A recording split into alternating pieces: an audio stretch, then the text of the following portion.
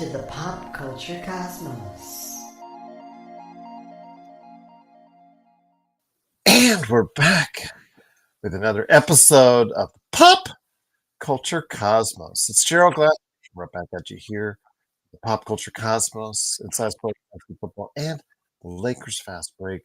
Truly appreciate everyone out there checking all of our great shows. And if you can, please give us that 5-star review wherever you get your podcasts. Plus, if you could like, share, and subscribe today to get the latest notifications on when we go live on the air with the PCC, like the Pop Culture Cosmos, or a PCC like the PCC Multiverse, State of Pro Wrestling, and more right here on the Pop Culture Cosmos channels worldwide. And also, as always, a big shout out to our radio stations around the world that still play our shows each and every week. We just cannot thank you enough for supporting us the way you do.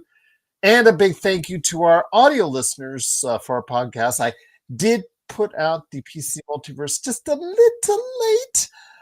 The Wi-Fi at Lake Tahoe is underwhelming, to be nice to say, because I could not release it out to the audio stations. But I tell you what, if you've got it now, you've got 2 great episodes back to back for your hopefully Monday drive. Monday morning drive, you got the PC Multiverse just in time. And you've got the Pop Culture Cosmos coming up Monday afternoon. Or Monday on your drive home as well. But it wouldn't be a Pop Culture Cosmos without my good friend. Indeed, he is the mastermind behind the Happy Hoarder. Go ahead and make sure you check out the Happy Hoarder Day, plus Humanican Media, and so much more. It is my good friend. It is Josh the Great Peterson. What's up, man? What is up? Hey, I got a question for you. Mm-hmm. Okay. If Gerald Glassford was in charge of a company that had a really successful trading card brand, all right, and it was being scalped, and people are going nuts and just treating people like dirt, just trying to get these products, how would you stop that? Jack up the prices so I could get a piece of that. Maybe it would cut into a little bit as far as the demand, but again, products are based off demand, and as far as just wants, and then also as well, maybe I would increase the output of and availability of my products as well. I mean, those are the two just off the top of my head. Yeah. So, I don't know if you, I've talked about Pokemon cards before, how hard they are to get now.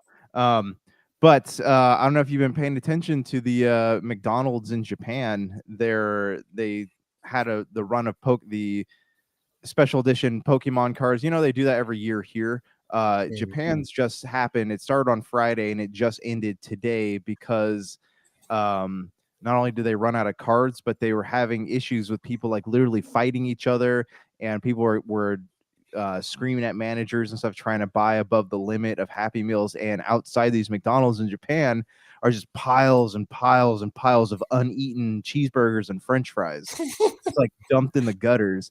So it's it's crazy, man. It's absolutely crazy, all for these cards. But like the only way to stop the scalping from happening is by people just not buying Pokemon cards anymore. And I don't think is going to happen anytime soon. It's a double-edged sword. Yeah. So it's crazy to me, man. I mean, I've even a year ago, you used to be able to go to Target and find not a huge selection of Pokemon cards. People were still scalping them, but you used to be able to find a little bit of Pokemon cards, but now you can't find them anywhere. You go to Target and Walmart, people are lined up at 5 a.m. every morning just trying to catch those restocks. And they're not people that actually collect them. They're people who are looking to raise the price of them online. So you go, the market price, the MSRP for like a trainer box is like $50, and the market price for a trainer box is $75 to $80.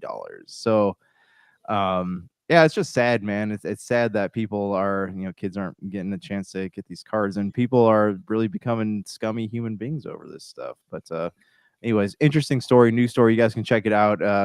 Japanese McDonald Pokemon trading cards. Look at the pictures yourself. It's like a dump. It's like reselling though, but reselling as a whole is now a big business in and of itself. Whether vintage clothing, Pokemon cards, video games, what have you, it is a huge business in and of itself. So, I mean, the demand on Pokemon, and all that, it's crazy out there. I get it. I understand it, and of course, when it comes to that, I feel like I remember another time where, like you said, the Japanese McDonald's had another issue with another toy or product that they were giving away in one of its meals, and they were just throwing away and discarding the food. Yeah, it's crazy, man. It's absolutely nuts. Like, people are like dehumanizing themselves trying to get these Pokemon cards. It's crazy because it wasn't like when I was a kid. You go to they had promos at McDonald's, or you can go to the store, and like people were very polite to each other, and they regulated how much was out there. But now it's crazy. Kids aren't getting Pokemon cards. It's people in their late 20s, early 30s trying to make a quick buck on eBay with them. Capitalism. As long as we live in a capitalistic society, you're going to see stuff like this. And I want it to stay capitalism, by the way, just my personal point of view, because that's just the way it is. It's not perfect, and then this is one of the side detractions from it. And as you know, Josh, from when you got your PS5, which you had to deal with as far as reselling is concerned. So but then again, you are a seller too, as far as that's concerned. So some of your business is based off of being able to sell vintage products as well. It's crazy because even as a seller, the wholesale people are raising their prices up to almost market price. So, and they're prioritizing streamers. So if you're not a streamer, or you don't have like a bit, and you're not pushing out $30,000 of Pokemon cards a week, they don't give you anything anymore. And so it's I go to these conventions and I can't do anything. I mean, I have to buy cards at market price because I can't get any at the wholesale price anymore. Absolutely. So this will be one of the biggest things that as far as the holidays, Pokemon sets and things like that. I saw the sets that were at Costco that they were selling 2-3 months ago that people were fighting for. As far as Sam's Club just got some too, and people were those things were gone within 5 minutes. Yeah, absolutely. And they're like pallets full of them, and just like that. So crazy, man, crazy. And one of the things, we're gonna have to go ahead and cover the hot selling toys for this holiday season before we head off the year. So definitely looking forward to talking about that.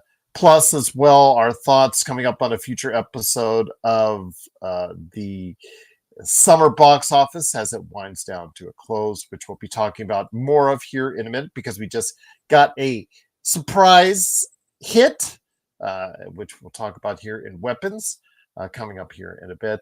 Plus, also as well, we'll go ahead and touch on some other things, including the demons. Josh, would you have said before we started the year that a episode based on K-pop Demon Hunters would be by far and away the biggest episode we've done this year? No, I would not have ever assumed. We'll talk about that there. Plus the huge success of Demon Slayer as it starts to get towards its end. We'll talk about that coming up here in a little bit. And then also as well, we'll touch on Evo 2025, which happened pretty much not too long ago, and also BlizzCon as well. Some interesting little tidbits from those places. And if we have time, I want to go ahead and touch on the latest video game releases as well. But first up, my friend, it is the Battle of the Box Office. And I didn't see this kind of thing coming forward, but I should have, because Zach Gregors, who Zach Cregers, excuse me, who a couple years ago put out his first movie. He's from best known as one of the guys from the old show back about 10 years ago plus ago, The Whitest Kids You Know. He's one of the cast members of that sketch comedy troupe, and he got into directing, and his first movie was the critically acclaimed low budget horror movie Barbarian. And I don't know if you remember that, but it only got, you saw it? Yeah, Skarsgård was in that one, right? Yeah, that's correct. It actually gained a following. It only got $40 million at the box office, but it was based off a very low budget, and it turned a nice, tidy little profit. But the thing is, it got people talking, especially because of how different it was and the approach it was. And it really got people interested in what Zach Cregers had upcoming next. Well, this is that next. And it's funny because how Hollywood just jumps on certain things, starting from that tiny point of origin in Barbarian. And now with a little bit bigger budget, he gets a bigger cast, a lot of big names in this one. Seems like, which Disney product do you know from as far as some of the main cast members, including Josh Brolin, Julia Garner, and my wife was going, who's that? Who's that? I was like, okay, Thanos, Silver Surfer, Wong, Benedict Wong, young Han Solo with Alden Ehrenreich, several others in this ensemble cast. The premise, I don't know if you caught the premise of this one. This is about the kids disappear, right? That's correct. 17 kids, I believe, from a classroom at 2:17 in the morning get up and mysteriously vanish and run off and vanish at 2:17 in the morning one night. And they're all from one classroom. And the idea behind the movie is you try to find out what happened to these kids and what evil, sinister force could be behind it. And it's absolutely gone bonkers with a lot of people. It's really, as far as out there, it's a different way of looking at the landscape of what's going on, a different type of villain involved, a different type of paranoia, a different type of suspense. It's not full-on horror, but it does have to have a lot of horror in it, so it could be construed as a thriller. But it really, what it does, it connects with the audience, and it has connected with the audience. The advertising seemed to go in many places under the radar, but it was like with Gen Z especially, this has been a big hit as Weapons starts off with $42.5 million here at the box office, which for a movie that I guess was made around $40 million, it's already reaping the rewards. And so again, the status, the platform, and the thresholds it has to hit are much smaller than, let's say, like Fantastic Four, for instance. But it did start off number one domestically here at the box office, and it looks like it's made about 70 million worldwide. Your thoughts on what now is a phenomenon to a lot of people out there this past weekend in Weapons? Yeah, I'll be honest. Like, I was one of those people, though, that you mentioned, where that is really curious about this movie. I don't know if I'm gonna have a chance to go see it in theaters, but like I'm intrigued because the trailers did a good job of showing you that it's terrifying, but not telling you why it's terrifying.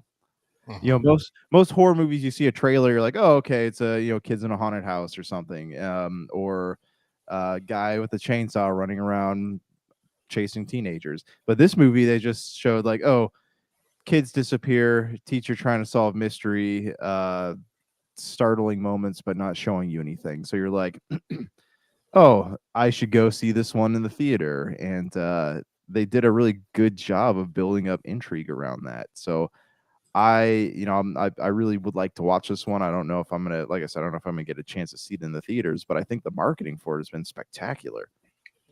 And after a start to the year, my friend, for Warner Brothers, They've really made up for it with a lot of successes since their start, which didn't go so well to this year, but they're doing much better now. And Weapons looks like it could be a big hit for them. Now, interesting enough, Krager's is not going to be able to touch on this series if he decides to go back to it anytime soon, because he's got other projects on the slate, including, I don't know if you've heard, I don't know if you know, but he's going to be the guy that's rebooting the Resident Evil franchise, because it's been so long in dormancy, my friend, we haven't seen it for such a long time. This is the second attempt at a reboot, if I remember correctly, because remember they did Welcome to Raccoon City, and from what I understand, that one wasn't actually that bad. I never watched it, but people are like, oh, it's basically just a movie version of Resident Evil 1. But I guess what he's doing with this new Resident Evil is making it kind of creating his own universe out of it, if I remember reading correctly, but not he was not, it's not going through Leon's eyes or anything like that. He's delving, he of course, being somebody that likes to see things from an original standpoint or a different standpoint, like Barbarian and also as well Weapons, he's seeing the future of Resident Evil in his eyes in a completely different fashion. Yeah, actually, no, this is the third attempt at a reboot. Remember, they did the show on Netflix, which got canceled. I'd like to it came out. Get that. But no, so like the Mia Jovovich movies was Wes who's the guy that made that? Her husband, Paul. Yeah, because you can't get him mixed up with Paul Thomas Anderson, but it's Paul W.S. Anderson. W.S. Anderson, yeah. So he's he relied heavily on like video game mythology for that. Like when the movies you saw when like the ratings started to tank in those movies, then he's like, oh, let's bring in Leon and let's bring in Claire and we'll bring in the other characters. So but I don't know, I'm excited to see what his vision for it is. I think if they don't succeed this time, maybe Resident Evil needs to just stay as a video game. But we will see. The other main movie to come out this past weekend was Freakier Friday, which came out made a little bit more expensively, but came out to about $30 million here domestically. Now, the thing is with this one, for Disney, I guess you could call this acceptable, because this was a movie actually at one time I believe was tiered towards a Disney Plus release, straight Disney Plus release. So I guess in essence, it's not that it's free money per se for them, but it's still a continuation. It shows that there's a marketplace still for the Freakier Friday saga to go ahead. And I think this is probably the last one starring Lindsay Lohan and Jamie Lee Curtis, but who knows? We'll see. But again, just very interesting to see this type of matchup. But unfortunately, it means that a movie that is already out there in theaters has got to be suffering from it. And the success of Weapons and the semi-success of Freaker Friday means that a movie like Fantastic Four: First Steps, unfortunately, falls by the wayside again with another 60% drop after a huge 66% drop in its first week, another 60% drop in its second week. It will come nowhere near Superman's numbers after starting out almost dollar for dollar in that first weekend.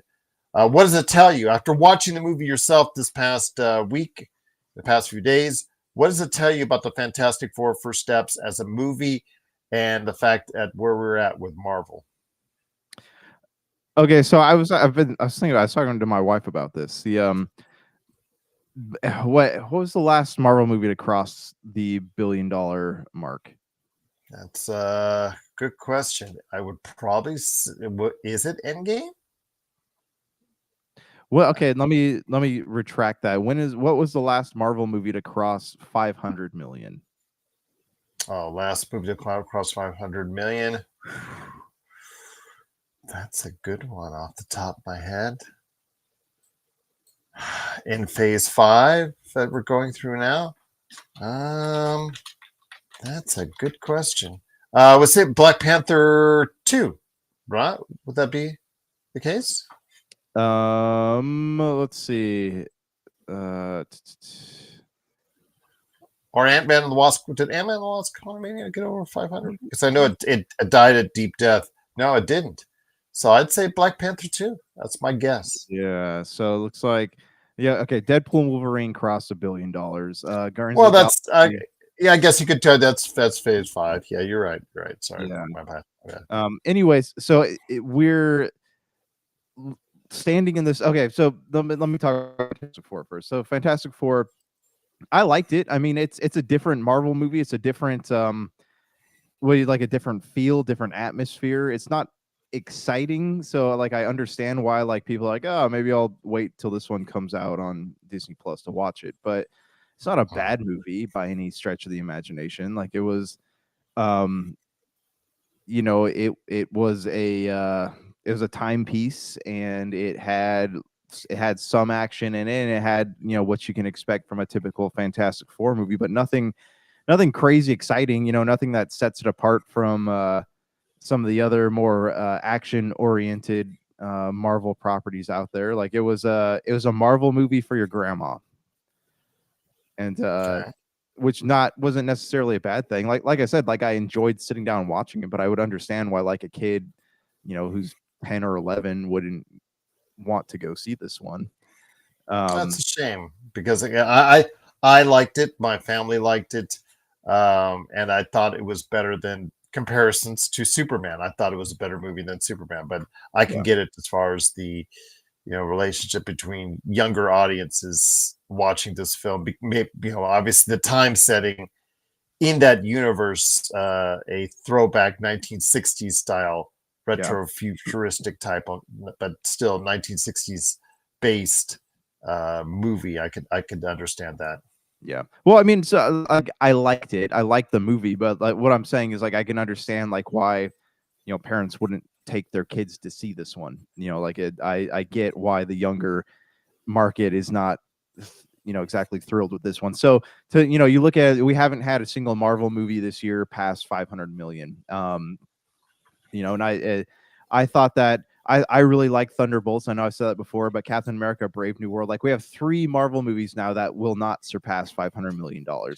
So I don't know, but these are all like properties that people don't really care that much about. I mean, Captain America maybe, but so I think it's unfair to like look at these 3 movies and say like, oh, Marvel's failing because these aren't the movies that kids go to see. They're not the ones that sell action figures. They're not the ones that like kids go to Disneyland or California Adventure or whatever to like wait in line to get their pictures taken with. It's not Spider-Man, it's not Iron Man, it's not any like the big heroes. So I don't think it's a fair comparison to be like, oh, Marvel's failing. But it's hard to say like if the superhero burnout's happening or not. But I think Fantastic Four was a good movie. I give it like an 8 out of 10. It entertained me. Same Like here. the world was interesting. The sound, I really loved the soundtrack. Like without the soundtrack, I don't think the movie would have been anything. Like the soundtrack was almost its own character in the film, which I thought was really impressive.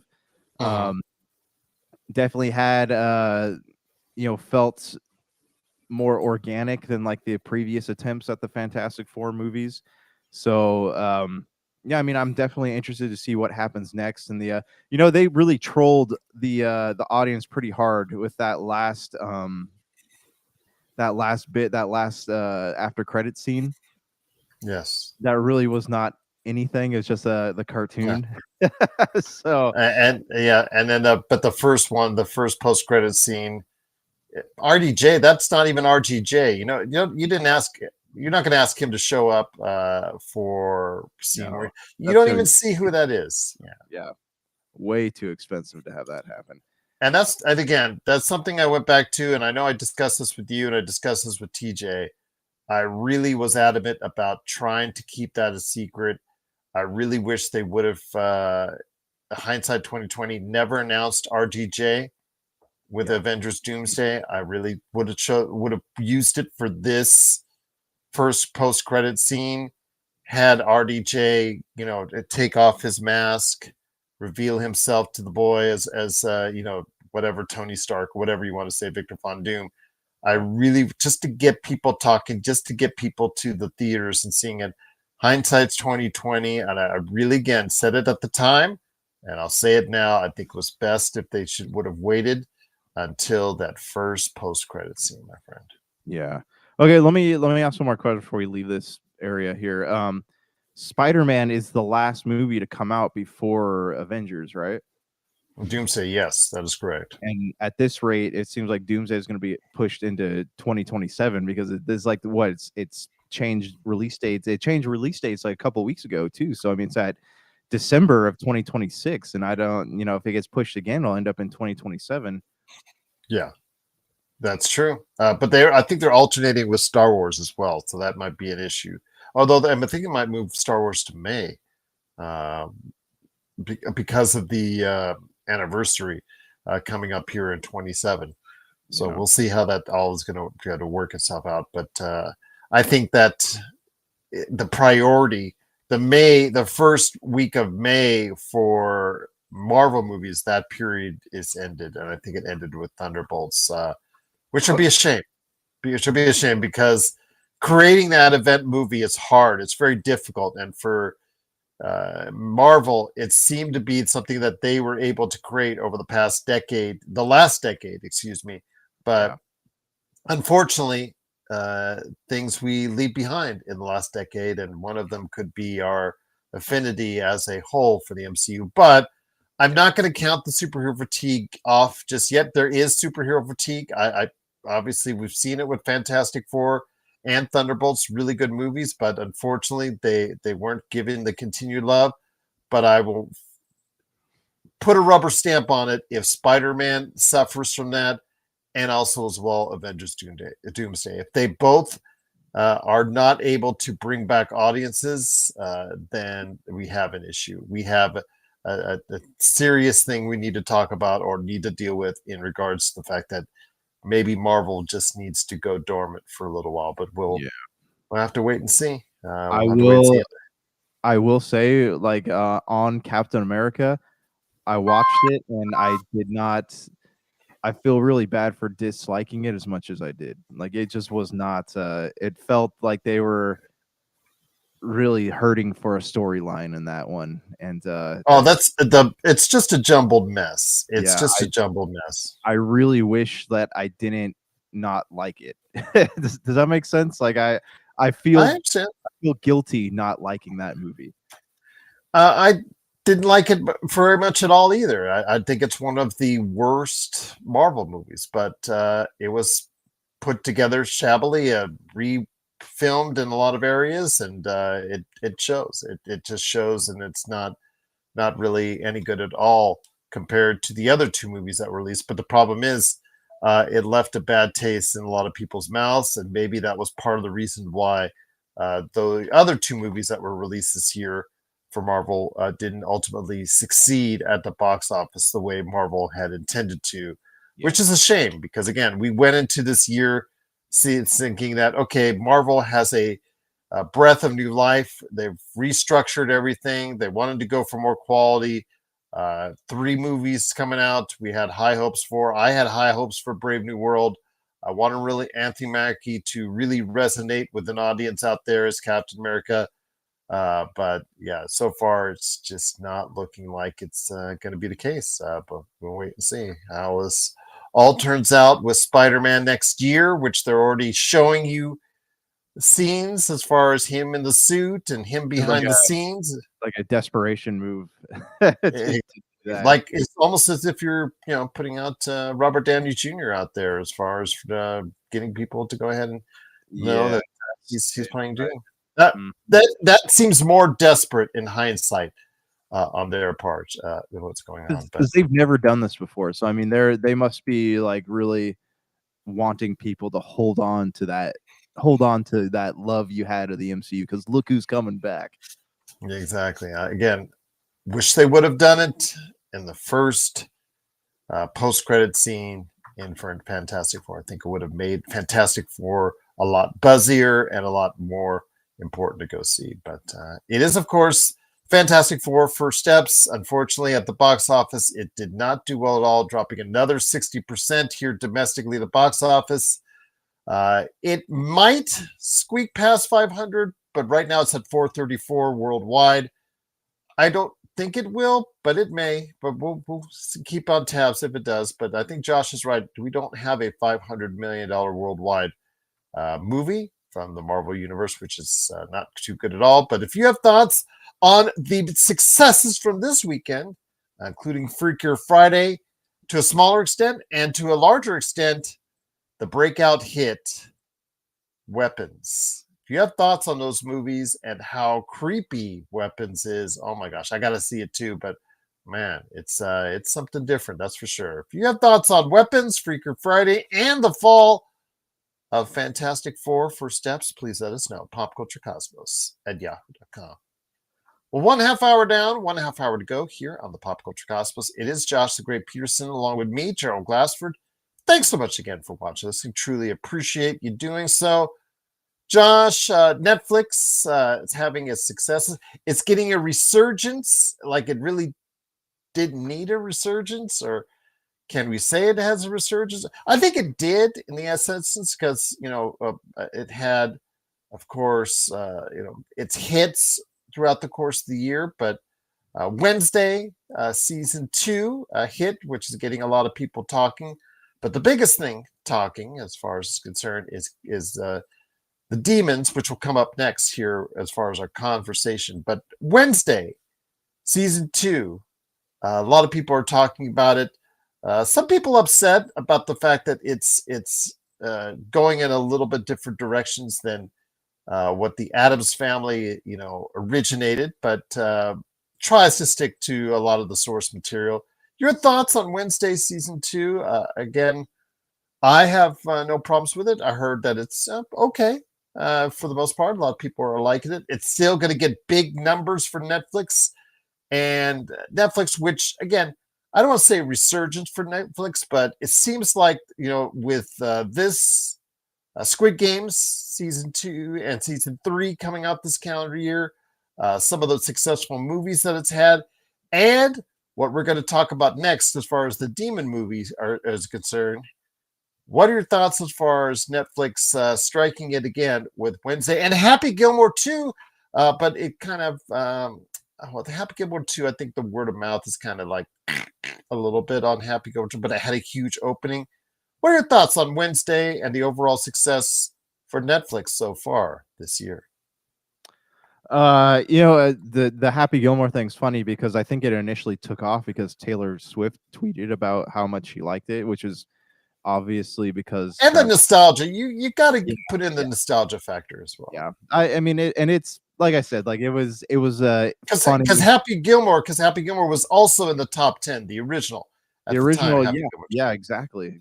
So yeah, I mean, once that's not something that you like watch more than once, though. You don't keep going back to it over and over again. You watch it, you're like, oh, okay, and then you don't watch it again. It's not like the first Happy Gilmore or Billy Madison or whatever. But the Wednesday's a weird property, so it's one I've never actually watched, so I don't like have a big commentary on like the show itself, but I've seen what like a pop culture icon it's become. You go into a Hot Topic or Spencer's or whatever, wherever you get your t-shirts from, and there's like a ton of Wednesday shirts, Wednesday Funko Pops, Wednesday Wednesday merchandise, and people are always buying it. So I mean, maybe they've strayed from the source material of the Addams Family, which which, let's be honest, was not that exciting to begin with. Like if you grew up with that property, you kind of saw all the stuff from the Addams Family you wanted to. And with Wednesday I think the whole point of Wednesday is being a different spin on it, right? Like a different type of like retelling of that story. So to expect it to be wholesome and filled with like hilarious hijinks, I think they're not really understanding what Wednesday is supposed to be. But anyways, like I hear that's not as good as the first season, but I guess it is a show people are enjoying.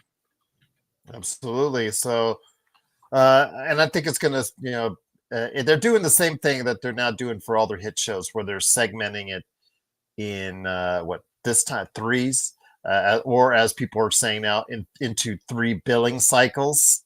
Yeah. Same thing we'll see from Stranger Things and whatnot. So it's very shrewd move by Netflix. So it has People to. are It's like taking advantage of the customer base. I mean, they're pulling you why else along. would they? Yeah. Yep. I wouldn't be surprised if we start seeing that too. Because look at Disney's doing the same thing with Alien Earth. Like you get the first 2 episodes. Yeah. Yeah. Yeah. Hold on one second, man. Okay, I got those dogs going right there. But again, when it comes right down to it, it is, of course, as far as what we're talking about here, it is, of course, Wednesday season 2.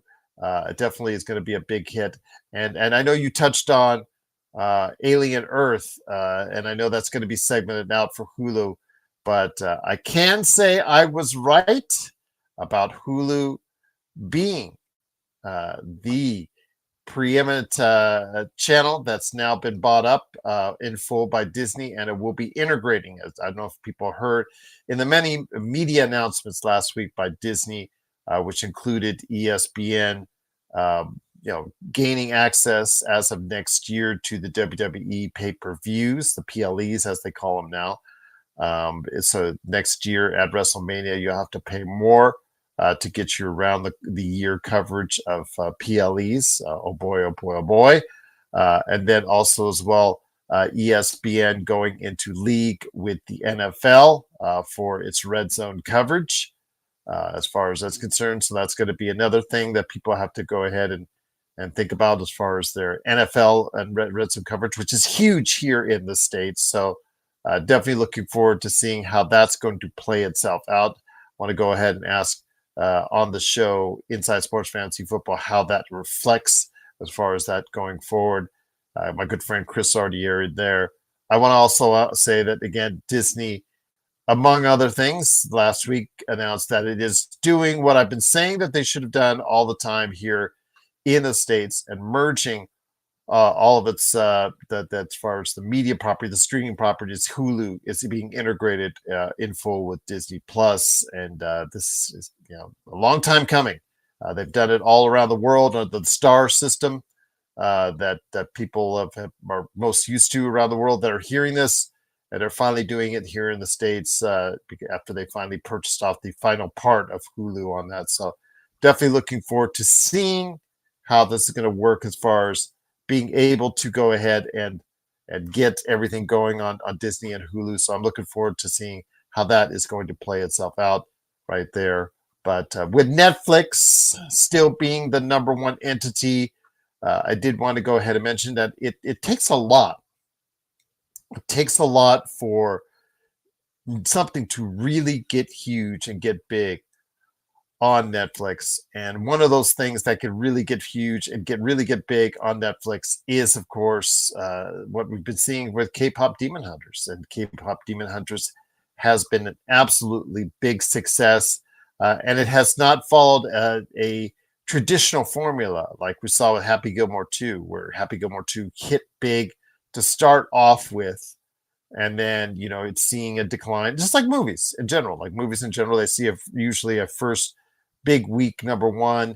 Sometimes we will see a big number two, and then we'll see a week, and then we'll go from there. But Josh, getting you back into it, my friend, as far as the success for Netflix, and I did in the past while you were away talking about finally something that I got right in Hulu being absorbed by Disney Plus. That it was announced as being imminent. I do want to mention that K-pop Demon Hunters has followed a non-traditional formula. It hasn't suffered like the first week big, huge surge and then declining week after week.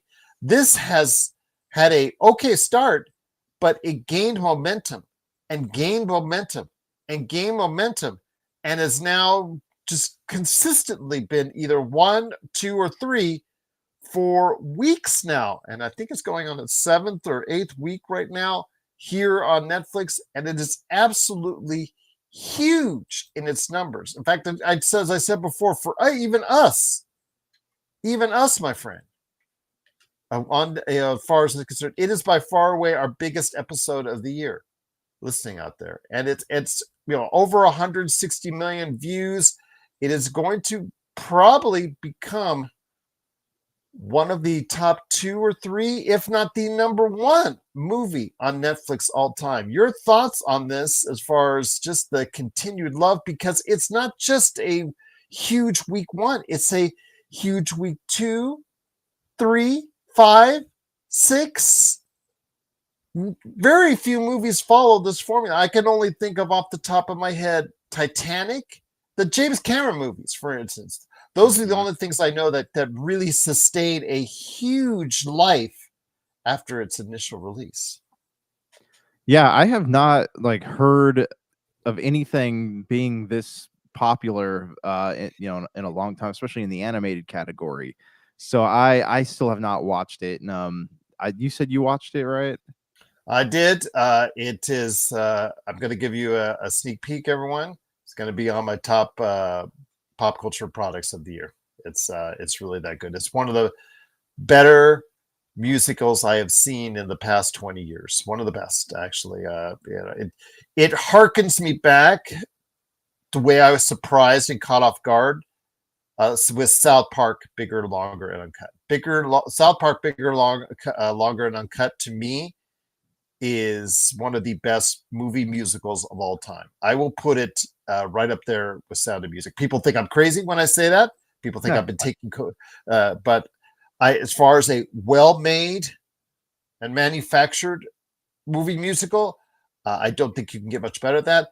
This is not quite there, but it's in that ballpark of those movies. It's just an outstanding movie musical.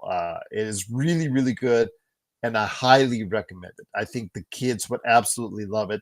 But the thing is, adults love it too. And the music has, as far as the soundtrack, I think the 2 of the singles have reached the top of the Billboard charts. The soundtrack is the biggest selling soundtrack of the year. They've already put enough movie theaters, Netflix has, so that it is available and eligible for Oscar awards.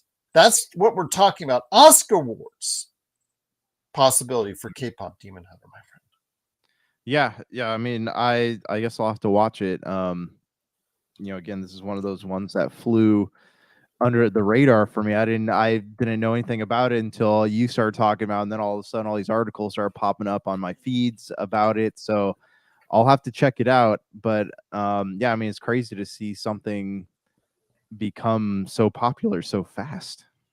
Absolutely. So we'll be interested to see if it does become the biggest Netflix movie of all time, which it very well may end up happening. It's on its way. The trajectory says that if it keeps consistent numbers like it is, it will be becoming the number 1 movie on Netflix all time. So we'll see how that plays itself out. But the other demon movie I wanted to go ahead and discuss was the latest Demon Slayer movie, which again is not yet released here in the States.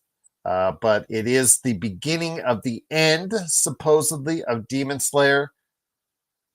This movie's been just, out of the park in Japan. It is going over so huge, and it's starting to roll out overseas. And I've watched a Demon Slayer movie, the last Demon Slayer movie that came out. It's in theaters. I enjoyed it with my daughter. I understand it was just an extension of whatever that season is, or whatever that season was. And I plan to catch up with my daughter on the latest season that was released here on, I believe it's available on Netflix before it comes out, this movie comes out. But again, Demon Slayer, huge in Japan. I had a friend. I spoke to you. I was at Pixar Animation. I had a friend there. He spoke about his time in Japan last month. And he told me how huge Demon Slayer is in that country right now. Mm-hmm.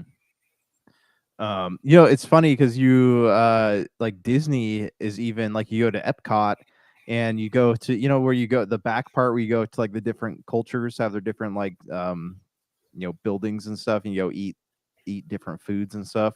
The one for Japan, you go in there and there's a store just filled with there's anime stuff, but like a lot of it's all Demon Slayer. So I mean, like even Disney's getting in on it, but it's interesting because before they would release, they were condensed versions of seasons, but this last like saga or whatever you want to call it for Demon Slayer, the Infinity Castle, it's all being released as movies. Like you're not gonna get to watch the shows. They're not gonna break them up into episodes for Crunchyroll. These are things that you're gonna have, if you want to see how it ends, you're gonna have to go to the movie theaters to watch it.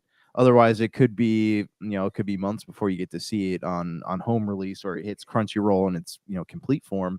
So this will really put the box office to the test here with this, to see how many people actually go out and be like, oh, I want to see how this thing ends. Will it be the phenomenon that the first Pokemon movie was, where people are like, oh, this isn't going to be an episode. If I want to watch the Pokemon movie, this original story, I have to go to the movie theaters to watch the Pokemon movie. So Yeah. I'm curious. I mean, I obviously will go see because my kids all want to see how it ends. I think it's 3 parts, right? It's like September and February, and then the other one comes out in like May or June or something. So funny how they're all following that formula now, right? As far as spacing the endings out or seasons out and to 3 different parts. Yep. But it's huge right now in Japan. It is, I think we were talking about it, my friend and I from Pixar, and we were talking about it, and about it's probably the last time a movie resonated this well in Japan was Frozen, when it was like Frozen was #1 well over 20 weeks straight in Japan. And this Demon Slayer is just absolutely huge. But I just wanted to get everybody caught up, because if you get a chance, please catch up on your Demon Slayer before the movie comes out next month. And then while you're watching Netflix out there, because if you watch catching up on Netflix, Demon Slayer, got to watch Crunchyroll or Netflix. Go watch K-pop Demon Hunters. I know that people are just like, K-pop Demon Hunters, but yes, it is a really sound, well-structured movie musical. Is what it is when you look at it. Yes, it's animated, but you know what? It's still very good. The animation is crisp. It's clear. Sony really did a good number on this one. I'm really happy for their success, and it's been, again, really huge on Netflix, and it could become the biggest movie of all time. So if you have thoughts on the demons, who we thought we'd be talking about demons, but yes, the demons in Demon Slayer, huge in Japan right now, and K-pop Demon Hunters, which is absolutely fantastic as far as the success for it on Netflix. Please let us know your thoughts. popculturecosmos@yahoo.com. But before we head on out, my friend, just a little touch on Evo. Hey, I'm sorry. Can I interrupt you for 1 second? I got to ask before we move on, because this is has to do with what you were talking about. What do you think about Sony purchasing a bigger stock in Bandai Namco? So they're trying. Sony, I think they wanted to buy Bandai Namco, because I mean Sony already owns they own Crunchyroll, I think. So they're they own a lot of the anime properties, but they recently bought a 2.7% stake in Bandai Namco for some ridiculous like $242 million. Doesn't that go to show you like how massive that company is, how much it's valued? It's crazy to think something like, if they were to buy it outright, like it would be our national deficit. Like that's absolutely nuts. Well, the thing is, though, people don't realize it's not with Bandai Namco. It's not all about the video games. They are huge in the gambling portion of that, as far as so that's a big portion of their money. So Sony buying into it, but not having control of it seems kind of weird, personally. But hey, okay, all right. I mean, but that's not the big $70+ billion purchase of Activision, or the purchase of Obsidian, or the purchase of Bethesda. Crazy amount of money for such a small stake in something. Like what? They obviously have a plan, but what could it possibly be? Who knows with Sony? Who absolutely knows? But again, I don't see them taking over Bandai Namco at any point in time, because the money is just too large for Sony. Sony usually doesn't fit the bill for that kind of money to buy a Bandai Namco, but who knows? They might. I wouldn't entirely put it past them, but We'll see how it goes, my friend. But yeah, very interesting indeed. But we'll see what happens with that. But before we head on out, Evo 2025 and BlizzCon 2025. I wanted to cover them real briefly, my friend. Again, Evo, just I loved still watching it time to time, just to see where we are at as far as fighting game tournaments. In viewing it, I don't know, is it still, it's still obviously seen by a lot of people worldwide. I don't know if the fascination of Evo is still there on Twitch as what it once was. It still seems pretty big by any stretch, but I just, the news coming out of there as far as, the news from Tekken 8 about the upcoming characters there, and a little bit of this, a little bit of that, but it's just not as huge. It's still big, but it's not as big as it once was. Your thoughts on Evo 2025, my friend? I mean, the competition is still extremely tight in watching these games. Yeah, I don't know if you've noticed, but sales for fighting games have actually dropped significantly this year. So I mean, we're looking at Tekken 8, from what I understand, didn't do as well as they were hoping it would do. People are still playing Street Fighter, but like when you look at this list of games, right, main lineup of Street Fighter 6, Tekken 8, Grand Blue Fantasy Versus Rising, Guilty Gear Strive, Under Night and Birth 2, Mortal Kombat 1, and Fatal Fury. What do you see missing from this list that is the number one, probably the, if not pretty close to being the number one most played fighting game in existence? Yeah, I mean, Mortal Kombat 1, Street Fighter, like you said, they both Super Smash Bros. There's no Smash Bros, Smash Bros on here. So this is what a majority of fighting game players are playing now, is Super Smash Bros. So it's crazy to me, and I don't know if there's contract issues with Nintendo or whatnot, but if they were like king of the fighting game competitions, they would have Super Smash Bros on there. Yeah, I hear you, but I think they're waiting for the Switch 2 release. That's what they're doing. That's what they're doing. So they've never had it though. Like they've had Dragon Ball games on the past, but never Super Smash Bros. So either Nintendo is gatekeeping the game, or they're just not choosing not to seek it. I don't know. We'll wait and see how that's going to be playing itself out. But yeah, I thought it was kind of interesting. The competition is always very intense when it comes to what we're seeing at Evo. So I just thought I'd go ahead and give you the guys a heads up on that. But yeah, if you go ahead, check out right there on Twitch or on YouTube, you'll be able to see a lot of good things that were still made available during the course of Evo. It is moving back to Las Vegas, from what I hear. So definitely looking forward to that. I mentioned BlizzCon 2025. I'm sorry, I should have said QuakeCon 2025. Yes, get those two mixed up, and I can't be doing that. QuakeCon 2025. But the thing is, the news, a couple things. Rod Ferguson leaving as far as the Diablo franchise. Again, seems like ever since his days with Epic Games, being the number 2 guy there during the Gears of War rise, seems like he's now become a mercenary or a vagabond for hire. Now switching from one to the another to another studio. I mean, his name will get you in the door every single time from what his background is. But it was just kind of interesting as far as what we see there. But your thoughts, my friend, on QuakeCon. And if you remember, I sent you last week a picture of when Xbox first announced its plans to purchase Activision, and what Phil Spencer, the head of Xbox, was wearing was a Hexen t-shirt. Well, Yeah. lo and behold, all these years later, Heretic and Hexen has got a remaster. So your thoughts on this, my friend, as far as Heretic and Hexen, old PC games from the past being brought back to life, I think a little bit spurred on by the love from Phil Spencer.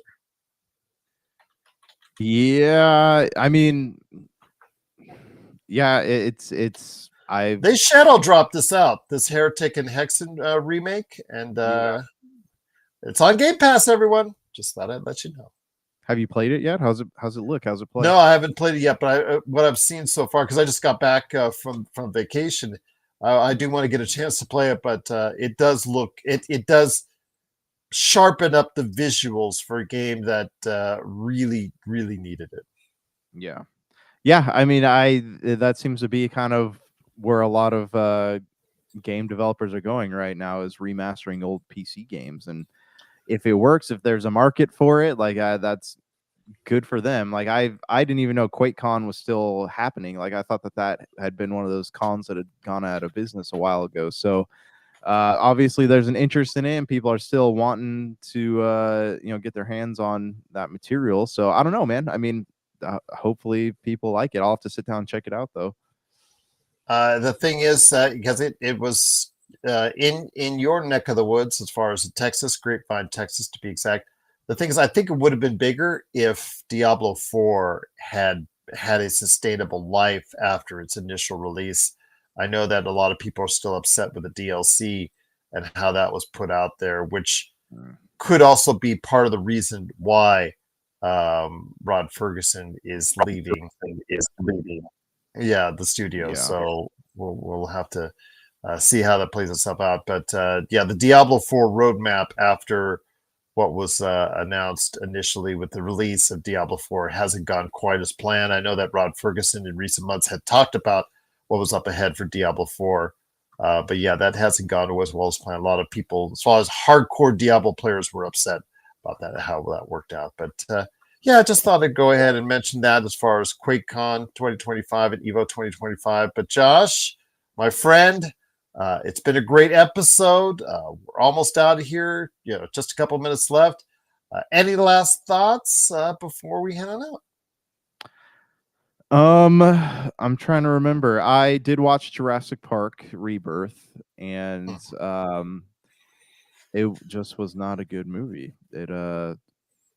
I love Gareth Edwards, as we've talked about in the past, but like, man, this was just not a good movie. This was the horror movie that Steven Spielberg always wanted to make, but it was predictable, and there was nothing that like nostalgic about it. It even played to its own trope of like, oh hey, people aren't interested in this universe, people aren't interested in dinosaurs anymore because you can go outside and just see one walking along the street. It's the same thing with the movies, right? Like, we've seen dinosaurs for so long now that these movies just aren't interesting anymore. So I don't foresee this.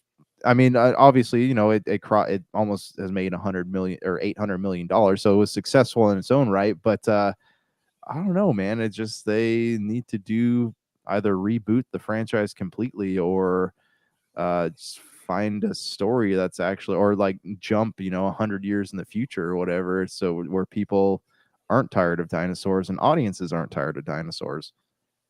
It's 800 million, my friend. They're not entirely.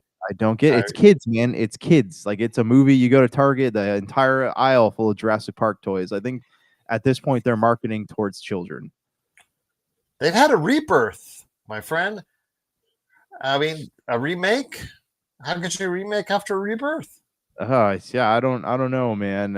Even like the mutant dinosaurs. I know they played around with this concept for Jurassic Park 4 or whatever, but like, it just was not interesting. Like, people see dinosaurs, people run from dinosaurs. Dinosaurs will eat the people that you don't like, and it's not really a lot to it after that. We'll find out if that continues, but I have a feeling at $800 million worldwide at the box office still means that there is a future for the Jurassic series, whether Josh and I like it or not. But before we head on out, I just want to mention that we will be talking Mafia, the latest Mafia game, and also Grounded 2 upcoming here on the show here probably later this week, or when Josh and I come back here next week. So definitely looking forward to that, plus what's upcoming in the world of mainstream media, streaming, movies, video games, and more. all the best right here at the Pop Culture Cosmos. So for Josh the Great Peterson, this is Gerald Glassford. It's another beautiful day in paradise right here in the Pop Culture Cosmos. We thank you for listening. And here's hoping you have yourself a great day. Welcome to the Pop Culture Cosmos.